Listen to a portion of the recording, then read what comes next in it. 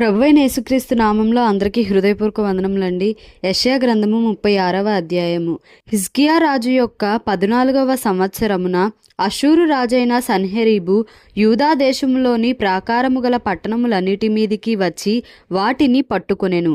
అంతటా అషూరు రాజు రబ్షాకేను లాకీషు పట్టణం నుండి యెరూషలేమునందున్న రాజైన హిజ్కియా మీదికి బహు గొప్ప సేనతో పంపెను. వారు చాకిరేవు మార్గమందున్న మెరక కొలను కాలువ యొద్ద ప్రవేశింపగా హిల్కియా కుమారుడును రాజు గృహ నిర్వాహకుడునైన ఎల్యాకీమును శాస్త్రియగు షెబ్నాయును రాజ్యపు దస్తావేజుల మీదనున్న ఆసాపు కుమారుడగు యోవాహును వారి యొద్దకు పోయిరి. అప్పుడు రబ్షాకే వారితో ఇట్లనెను, ఈ మాట హిజ్కియాతో తెలియజెప్పుడి. మహారాజైన అష్షూరు రాజు సెలవిచ్చినదేమనగా, నీవీలాగు చెప్పవలెను, నీవు నమ్ముకొను ఈ ఆశ్రయాస్పదుడు ఏపాటి ప్రయోజనకారి? యుద్ధ విషయములో నీ యోచనయు నీ బలమును వట్టి మాటలే. ఎవని నమ్ముకొని నా మీద తిరుగుబాటు చేయుచున్నావు? నలిగిన రెల్లు వంటి ఈ ఐగుప్తును నీవు నమ్ముకొనుచున్నావు గదా. ఒకడు దాని మీద ఆనుకొన్న ఎడల అది వాని చేతికి గుచ్చుకొని దూసిపోవును. ఐగుప్తు రాజైన ఫరో అతని నమ్ముకొని వారికందరికీ అట్టివాడే. మా దేవుడైన యెహోవాను మేము నమ్ముకొనుచున్నామని మీరు నాతో చెప్పెదరేమో. సరే, యెరూషలేమందున్న ఈ బలిపీఠము నొద్ద మాత్రమే మీరు నమస్కారము చేయవలనని యూదా వారికిని యెరూషలేము వారికిని ఆజ్ఞ ఇచ్చి, హిజ్కియా ఎవని ఉన్నత స్థలములను బలిపీఠములను పడగొట్టెనో ఆయనే గదా యెహోవా. కావున చిత్తగించి అషూరు రాజైన నా ఏలిన వానితో పందెము వేయుము. 2000 గుర్రముల మీద రౌతులను ఎక్కించుటకు నీకు శక్తియున్న ఎడల నేను వాటిని నీకిచ్చెదను. లేని ఎడల నా యజమానుని సేవకులలో అత్యల్పుడైన అధిపత్యగు ఒకని నీవేలాగు ఎదిరింతువు? రథములను రౌతులను పంపునని ఐగుప్తు రాజును నీవు ఆశ్రయించుకొంటివే. యెహోవా సెలవు నొందకయే ఈ దేశమును పాడు చేయుటకు నేను వచ్చితినా? లేదు, ఆ దేశము మీదికి పోయి దాన్ని పాడు చేయుమని యెహోవా నాకు ఆజ్ఞ ఇచ్చెను అని చెప్పెను. ఎల్యాకీము, షెబ్నా, యోవాహు అనువారు, చిత్తగించుము, నీ దాసులమైన మాకు సిరియా భాష తెలియను గనుక దానితో మాటలాడుము. ప్రాకారము మీదనున్న ప్రజల వినికిడిలో యూదుల భాషతో మాటలాడకుమని రబ్షాకేతో అనగా, రబ్షాకే, ఈ మాటలు చెప్పుటకై నా యజమానుడు నీ యజమానుని యొద్దకును నీ యొద్దకును నన్ను పంపెనా? తమ మలమును తినునట్లును తమ మూత్రమును త్రాగునట్లును మీతో కూడా ప్రాకారము మీద ఉన్న వారి యొద్దకును నన్ను పంపెను గదా అని చెప్పి గొప్ప శబ్దముతో యూదా భాషతో ఇట్లనెను, మహారాజైన అష్షూరు రాజు సెలవిచ్చిన మాటలు వినుడి.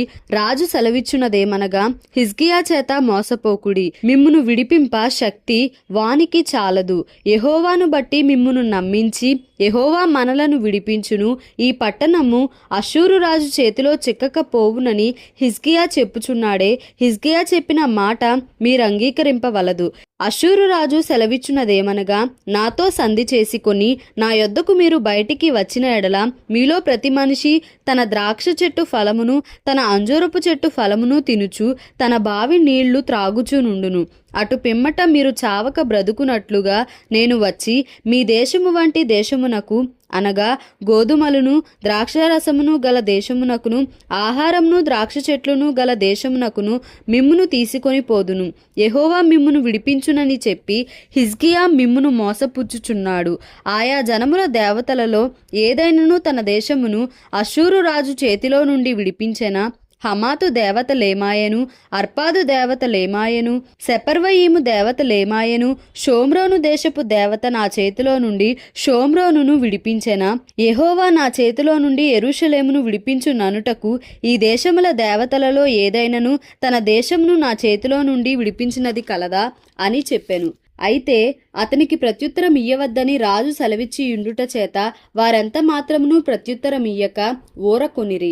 గృహ నిర్వాహకుడును హిల్కియా కుమారుడునైన ఎల్యాకీమును శాస్త్రియగు షెబ్నాయును రాజ్యపు దస్తావేజుల మీదనున్న ఆసాపు కుమారుడగు యోవాహును బట్టలు చింపుకొని హిజ్కియా యొద్దకు వచ్చి రబ్షాకే పలికిన మాటలన్నీయూ తెలియజెప్పిరి. యెషయా గ్రంథము 37వ అధ్యాయము. హిజ్కియా విని తన బట్టలు చింపుకొని గోనెపట్ట కట్టుకొని యెహోవా మందిరమునకు పోయి గృహ నిర్వాహకుడగు ఎల్యాకీమును శాస్త్రియగు షెబ్నాను యాజకులలో పెద్దలను ఆమోజు కుమారుడును ప్రవక్తయునైన యెషయా యొద్దకు పంపెను. వీరు గోనెపట్ట కట్టుకొనిన వారై అతని యొద్దకు వచ్చి అతనితో ఇట్లనిరి, హిజ్కియా సెలవిచ్చున్నదేమనగా, ఈ దినము శ్రమయు శిక్షయు దూషణయు గల దినము. పిల్లలు పుట్టవచ్చిరి గాని కనుటకు శక్తి చాలదు. జీవముగల దేవుని దూషించుటకై అష్షూరు రాజైన తన యజమానుని చేత పంపబడిన రబ్షాకే పలికిన మాటలు నీ దేవుడైన యెహోవా ఒకవేళ ఆలకించి నీ దేవుడైన యెహోవాకు వినబడియున్న ఆ మాటలను బట్టి ఆయన అష్షూరు రాజును గద్దించునేమో. కాబట్టి నిలిచిన శేషము కొరకు నీవు హెచ్చుగా ప్రార్థన చేయుము. రాజైన హిజ్కియా సేవకులు యెషయా యొద్దకు రాగా యెషయా వారితో ఇట్లనెను, మీ యజమానునికి ఈ మాట తెలియజేయుడి, యెహోవా సెలవిచ్చున్నదేమనగా, అష్షూరు రాజు సేవకులు నన్ను దూషింపగా నీవు వినిన మాటలకు భయపడవద్దు. అతనిలో ఒక ఆత్మను నేను పుట్టింతును, వదంతి విని తన దేశమునకు వెళ్ళిపోవును. అతని దేశమందు ఖడ్గము చేత అతనిని కూలజేయుదును. అష్షూరు రాజు లాకీషు పట్టణమును విడిచి వెళ్ళి లిబ్నా మీద యుద్ధము చేయుచుండగా రబ్షాకే పోయి అతని కలిసి కొనెను. అంతటా కూషు రాజైన తిర్హాక తన మీద యుద్ధము చేయుటకు వచ్చెనని అష్షూరు రాజునకు వినబడినప్పుడు అతడు హిజ్కియా యొద్దకు దూతలను పంపి ఇలాగు ఆజ్ఞ ఇచ్చెను, యూదా రాజగు హిజ్కియాతో ఇలాగు చెప్పుడి, యెరూషలేము అష్షూరు రాజు చేతికి అప్పగింపబడదని చెప్పి నీవు నమ్ముకొనియున్న నీ దేవుని చేత మోసపోకుము. అష్షూరు రాజులు సకల దేశములను బొత్తిగా నశింపజేసిన సంగతి నీకు వినబడినది గదా. నీవు మాత్రము తప్పించుకొందువా? నా పితరులు నిర్మూలము చేసిన గోజాను వారు గాని హారాను వారు గాని రెజపులు గాని తెలశ్శారులో నుండిన ఏదేనీయులు గాని తమ దేవతల సహాయము వలన తప్పించుకొనిరా. హమాతు రాజు ఏమాయెను, అర్పాదు రాజు ఏమాయెను. అర్పాదు రాజును సెపర్వయీము హేనా ఇవ్వా అను పట్టణముల రాజులను ఏమైరి అని వ్రాసిరి. హిజ్కియా దూతల చేతిలో నుండి ఆ ఉత్తరము తీసుకొని చదివి యెహోవా మందిరంలోనికి పోయి యెహోవా సన్నిధిని దాని విప్పి పరచి యెహోవా సన్నిధిని ఇట్లని ప్రార్థన చేసెను, యెహోవా కెరూబుల మధ్యను నివసించుచున్న ఇశ్రాయేలీయుల దేవా, భూమి ఆకాశములను కలుగజేసిన అద్వితీయ దేవా, నీవు లోకమందున్న సకల రాజ్యములకు దేవుడవై ఉన్నావు. సైన్యములకు అధిపతివగు యెహోవా చెవియొగ్గి ఆలకించుము. యెహోవా కన్నులు తెరచి దృష్టించుము. జీవముగల దేవుడవైన నిన్ను దూషించుటకై సన్హెరీబు పంపిన వాని మాటలను చెవినిబెట్టుము. యెహోవా అష్షూరు రాజులు ఆ జనములను వారి దేశములను పాడు చేసి వారి దేవతలను అగ్నిలో వేసినది నిజమే. ఆ రాజ్యముల దేవతలు నిజమైన దేవుడు కాక మనుష్యుల చేత చేయబడిన కర్రలు రాళ్ళు గాని దేవతలు కావు గనుక వారు వారిని నిర్మూలము చేసిరి. యెహోవా లోకమందున నీవే అద్వితీయ దేవుడవైన యెహోవావని సమస్త జనులు తెలిసి కొనున్నట్లు అతని చేతిలో నుండి మమ్మును రక్షించుము. అంతటా ఆమోజు కుమారుడైన యెషయా హిజ్కియా యొద్దకు ఈ వర్తమానము పంపెను, ఇశ్రాయేలీల దేవుడగు యెహోవా సెలవిచ్చున్నదేమనగా, అష్షూరు రాజైన సన్హెరీబు విషయమందు నీవు నా ఎదుట ప్రార్థన చేసితివే.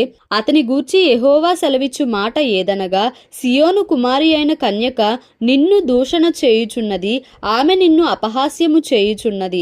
యెరూషలేము కుమారి నిన్ను చూచి తల ఊచుచున్నది.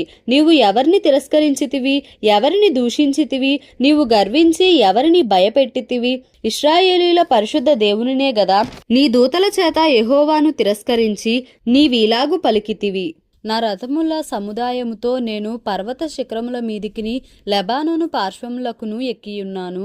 ఎత్తుగల దాని దేవదారు వృక్షములను శ్రేష్టమైన సరళ వృక్షములను నరికి వేసియున్నాను.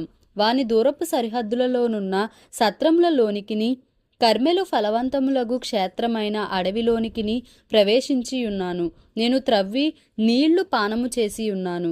నా అరకాలి చేత నేను దిట్టమైన స్థలముల నదులనన్నిటినీ ఎండిపో చేసియున్నాను. నేనే పూర్వమందే దీని కలుగజేసితిననియు పురాతన కాలమందే దీని నిర్ణయించితిననియు నీకు వినబడలేదా? ప్రాకారములు గల పట్టణములను నీవు పాడు దెబ్బలుగా చేయుట నా వలననే సంభవించినది. కాబట్టి వాటి కాపురస్తులు బలహీనులై జడిసిరి, విభ్రాంతి నొంది పొలములోని గడ్డివలెను కాడ వేయని చేలవలెను అయిరి.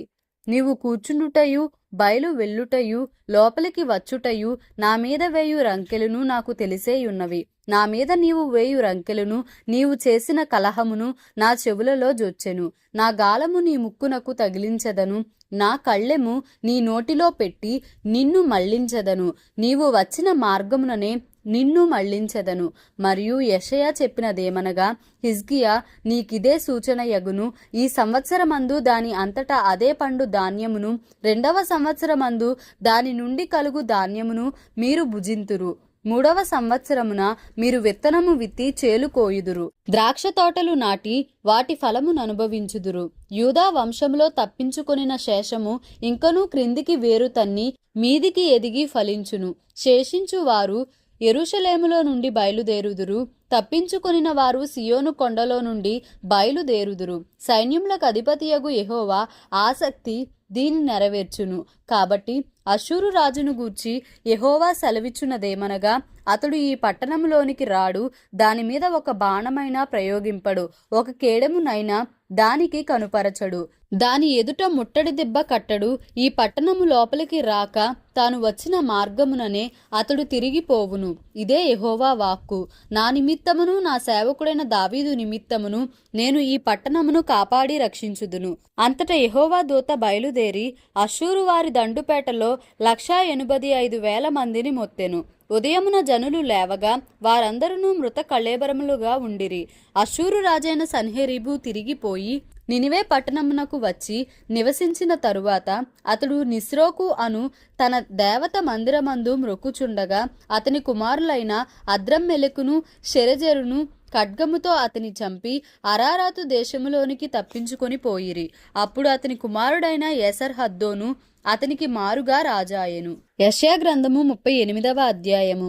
ఆ దినములలో హిజ్కియాకు మరణకరమైన రోగము కలుగగా ప్రవక్తయు ఆమోజు కుమారుడునైన యెషయా అతని యొద్దకు వచ్చి, నీవు మరణమవుచున్నావు, బ్రతుకవు గనుక నీవు నీ ఇల్లు చక్కబెట్టుకొనుమని యెహోవా సెలవిచ్చుచున్నాడని చెప్పగా, అతడు తన ముఖమును గోడ తట్టు త్రిప్పుకొని, యెహోవా యథార్థ హృదయుడనై సత్యముతో నీ సన్నిధిని నేనెట్లు నడుచుకొంటినో, నీ దృష్టికి అనుకూలముగా సమస్తమును నేనెట్లు జరిగించితినో కృపతో జ్ఞాపకము చేసుకొనుమని హిజ్కియా కన్నీళ్లు విడుచుచు యెహోవాను ప్రార్థింపగా, యెహోవా వాక్కు యెషయాకు ప్రత్యక్షమై ఇలాగు సెలవిచ్చెను, నీవు తిరిగి హిజ్కియా యొద్దకు పోయి అతనితో ఇట్లనుము, నీ పితరుడైన దావీదునకు దేవుడైన యెహోవా నీకు సెలవిచ్చునదేమనగా, నీవు కన్నీళ్లు విడుచుట చూచితిని, నీ ప్రార్థన నేను అంగీకరించి ఉన్నాను.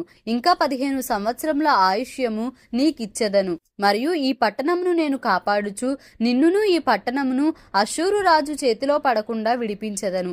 యెహోవా తాను పలికిన మాట నెరవేర్చుననుటకు ఇది యెహోవా వలన నీకు కలిగిన సూచన. ఆహాజు ఎండ గడియారము మీద సూర్యుని కాంతి చేత దిగిన నీడ మరలా 10 మెట్లు ఎక్కజేసెదను. అప్పుడు సూర్యకాంతి దిగిన మెట్లలో అది 10 మెట్లు మరలా ఎక్కెను. యూదారాజైన హిజ్కియా రోగి అయి ఆరోగ్యము పొందిన తరువాత అతడు రచయించినది, నా దినముల మధ్యాహ్న కాలమందు నేను పాతాళ ద్వారమున పోవలసి వచ్చెను. నా ఆయుష్ శేషము పోగొట్టుకొని ఉన్నాను. యెహోవాను సజీవుల దేశమున యెహోవాను చూడకపోవుదును. మృతుల లోక నివాసినై ఇకను మనుష్యులను కానకపోవుదునని నేననుకొంటిని. నా నివాసము పెరికివేయబడెను. గొర్రెల కాపరి గుడిసె వలె అది నా యొద్ద నుండి ఎత్తుకొని పోబడెను. నేయువాడు తన పని చుట్టుకొనున్నట్లు నేను నా జీవము ముగించుచున్నాను. ఆయన నన్ను బద్దె నుండి కత్తిరించుచున్నాడు. ఒక దినములోగా నీవు నన్ను సమాప్తి చేయుచున్నావు. ఉదయం అగు వరకు ఓర్చుకొంటిని. సింహము ఎముకలను విరుచునట్లు నొప్పి చేత నా ఎముకలన్నీయూ విరువబడెను. ఒక దినములోగానే నీవు నన్ను సమాప్తి చేయుదువు. మంగళ కత్తి పెట్టవలెను, ఓదె కొరుకు వలెను నేను కిచకిచలాడితిని, గువ్వవలే మూల్గితిని. ఉన్నత స్థలము తట్టు చూచి చూచి నా కన్నులు క్షీణించెను. నాకు శ్రమ కలిగెను. యెహోవా నా కొరకు పోటబడియుండుము. నేనేమందును? ఆయన నాకు మాట ఇచ్చెను, ఆయనే నెరవేర్చెను. నాకు కలిగిన వ్యాకులమును బట్టి నా సంవత్సరములన్నీయు నేను మెల్లగా నడుచుకొందును. ప్రభువా, వీటి వలన మనుషులు జీవించుదురు, వీటి వలననే నా ఆత్మ జీవించుచున్నది. నీవు నన్ను బాగు చేయుదువు, నన్ను జీవింపజేయుదువు. మిక్కుటమైన ఆయాసము నాకు నెమ్మది కలుగుటకు కారణమాయెను. నీ ప్రేమ చేత నా ప్రాణమును నాశనమను గోతి నుండి విడిపించితివి. నీ వీపు వెనుక తట్టు నా పాపములన్నీయు నీవు పారవేసితివి.